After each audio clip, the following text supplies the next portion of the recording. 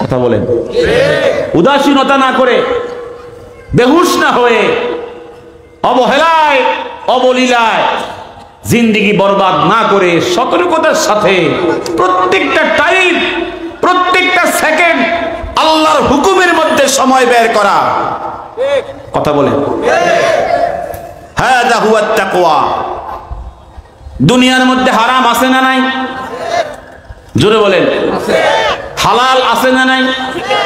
যে ইমানদার হালাল পথে ধীরে ধীরে আস্তে আস্তে চলে, হারাম থেকে নিজেকে হেফাজত করে চলে, গুনার কাজ ছেড়ে দেয়, আল্লাহর আদেশ মতো নবীর সুন্নাত তরিকা মতো জীবন যাপন করে, এই কাজের নাম হলো তাকওয়া। আর যিনি এই কাজ করে যাচ্ছেন তার নাম হলো মুত্তাকি।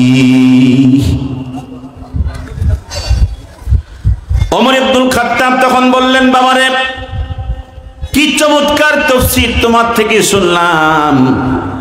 তোমাকে তো রাসূল দোয়া করেছেন, আল্লাহুম্মা ফাক্কিহহু ফিদ্দীন ওয়া আল্লিমহু তা'বীর।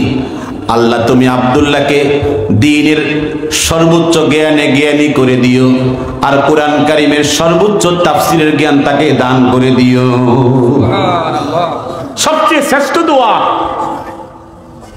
আমার আপনার নবীজি বলছেন, নাদ্দারাল্লাহু ইমরান সামিআ মাকালাতি ফাওয়াআহা ওয়া আদ্দাহা কামা সামিআ ফারুব্বা মুবাল্লাগিন আও আমিন সামি'।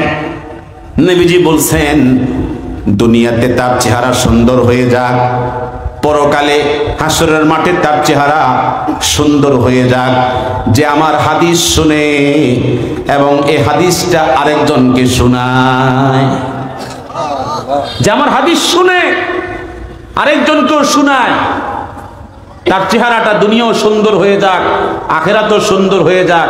আমার নবীর দোয়া কি আপনার বলেন বাস্তবায়ন হবে না? কি বলেন, হবে না? সামিআ মাকালাতি, আমার বয়ান শুনে, আমার কথা শুনে, আমার হাদিস শুনে, ওয়া ওয়াআহা, এবং হেফাজত করে, মুখস্থ করে, অন্যের কাছে আদায় করে পৌঁছায়া দেয়, তার চেহারা সুন্দর হয়ে যাক, সমুজ্জ্বল হয়ে যাক। এই দোয়া কিয়ামত পর্যন্ত উম্মতের জন্য আছে না নাই? আওয়াজ দিয়ে বলেন না, আছে না নাই? এখানে কোরআন সুন্নাহ শোনা হবে, তাহলে বোঝা যায় কোরআন সুন্নাহ শুনলে চেহারা সুন্দর হয়, গান শুনলে সুন্দর হয়। কথা কন না যে আমার সাথে, কোরআন শুনলে আর সুন্নাহ শুনলে চেহারা কি হয়?